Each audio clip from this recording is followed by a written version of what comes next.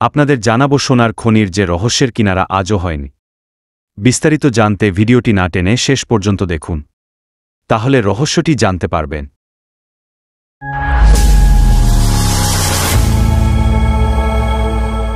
যুক্তরাষ্ট্রে খনি অঞ্চল হিসেবে বেশ জনপ্রিয় ভার্জিনিয়া অঙ্গরাজ্য। 9 শতক জুড়ে একের পর এক সোনার খনির সন্ধান পাওয়া যায় সেখানে।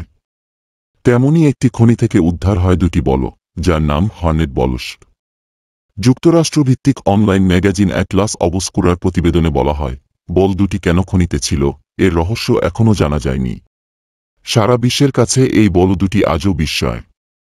বড় আকারের কলসের মতো দেখতে বল 2টির ভিতরে ফাঁকা, আর দুপাশে 2টি মুখ লোহার জাল দিয়ে আটকানো। লোহার কাঠামোর ওপর সিমেন্টের আস্তরণ দিয়ে তৈরি বল 2টি 7 ফুট উঁচু। এর পরিধি প্রায় 20 ফুট। এক একটি বলের ওজন 6350 কেজি। খনিতে বল 2টি দিয়ে কি করা হতো তা নিয়ে নানা মত প্রচলিত আছে। অনেকের মতে খনির আকরিক গুঁড়া করে সোনা আলাদা করতে কাজে লাগানো হতো এগুলো। একটি দণ্ডের 2 পাশে বল 2টি আটকানো হলে এটি যন্ত্রের মতো কাজ করত। ঘোড়া বা কোনো শক্তিশালী প্রাণীর সাহায্যে দণ্ড ঘুরিয়ে বল 2টিকে পেষণ যন্ত্রের মতো ব্যবহার করা হতো। আবার কেউ কেউ মনে করেন খনি থেকে উদ্ধার হওয়া পাথরাকরিক বলের ভিতরে রেখে তারপর সেটিকে খুব জোরে ঘোরানো হতো। এতে প্রয়োজনীয় বস্তু পাথর থেকে আলাদা হয়ে যেত। তবে বল 2টি নিয়ে রহস্য এখনও কাটেনি। বলগুলোর নাম রাখা হয় হর্নেট।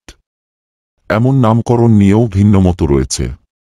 অনেকের মতে দেখতে অনেকটা ভীমরুলের চাকের মতো হওয়ায় এর নাম রাখা হয়েছে হর্নেট। ইংরাজিতে ভীমরুলকে হর্নেট বলা হয়। কারো মতে এর ভিতরে পাথর দিয়ে ঘোরানোর সময় খুব জোর শব্দ তৈরি হয়। ভালোভাবে শুনলে মনে হতে পারে যেন এক ঝাঁক ভীমরুল উড়ে বেড়াচ্ছে। সে কারণেই এমন নামকরণ বলে মনে করেন অনেকে। ভার্জিনিয়ার খনি অঞ্চলের ইতিহাস তুলে ধরা হয়েছে মনরো পার্কের গোল্ড মাইনিং ক্যাম্প জাদুঘরে। সেখানকার পার্কে 1998 সালে রাখা হয় বল 2টি। পর্যটকদের এখনও টানে সেই বল।